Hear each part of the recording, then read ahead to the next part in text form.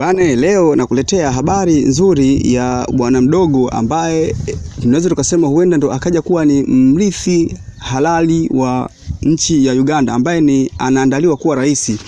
Huyu bwana si mwingine, ni mtoto wa rais ambaye yeye ndo amiri jeshi mkuu wa majeshi ya Uganda. Si mwingine ni General Muhoozi. Huyu mwamba amekuwa ana matukio mbalimbali na kauli tata ambazo unaweza ukaangalia kiakili hazina mantiki, lakini zinakuwa zina mantiki kwa upande wake yeye.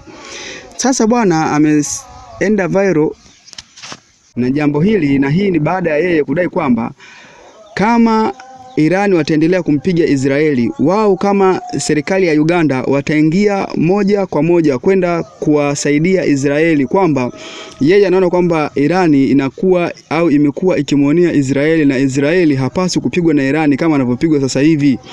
Kutokana na maneno hayo, jenerali huyu akaenda mbali zaidi na kudai kwamba kama Irani watataka wawashambulie wao nchi ya Uganda, kama Uganda wakishambuliwa wataweza kujibu kwa makombora yao wenyewe. Sasa unaweza kufikiria kama Israeli ndo ana vifaa vya kujilinda, lakini bado makombora yanaweza kumfikia. Je, Uganda na teknolojia yao ilivyo, unafikiria ataweza kweli kuhimili mikiki au yeye anaropoka tu kutokana na kawaida yake kuropoka? Huyu mambo mimi naweza nikamfananisha ni kama na Trump. Yaani ni watu fulani hivi kinachomjia akilini ndicho hicho anachokiongea. Sasa kutokana na uhalisia uliopo, ukiangalia nguvu ya Uganda, japo anajua kabisa ni ngumu kumfikia kutokana na distance iliyopo kati ya Israeli na Uganda, lakini mambo amesema kama watajaribu kufanya mashambulizi, yani Iran watashambulia Uganda, wao watajibu kwa makombora yao Uganda. Yani Uganda watatumia makombora yao kuwajibu Irani.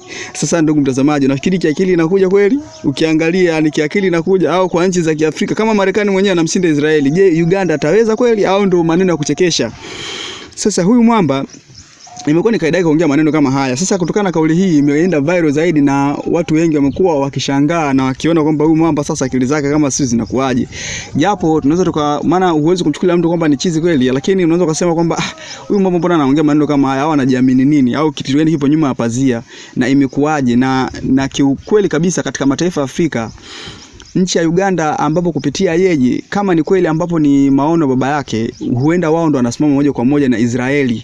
Yani hawa ni direct kabisa wanamsaidia na wako pamoja na Israeli na kumkingia kifua Israeli na kudai kwamba Israeli hapasi kuonewa.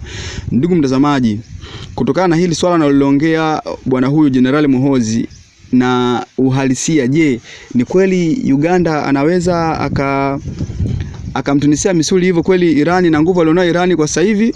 Drop a comment, usisahau kusubscribe.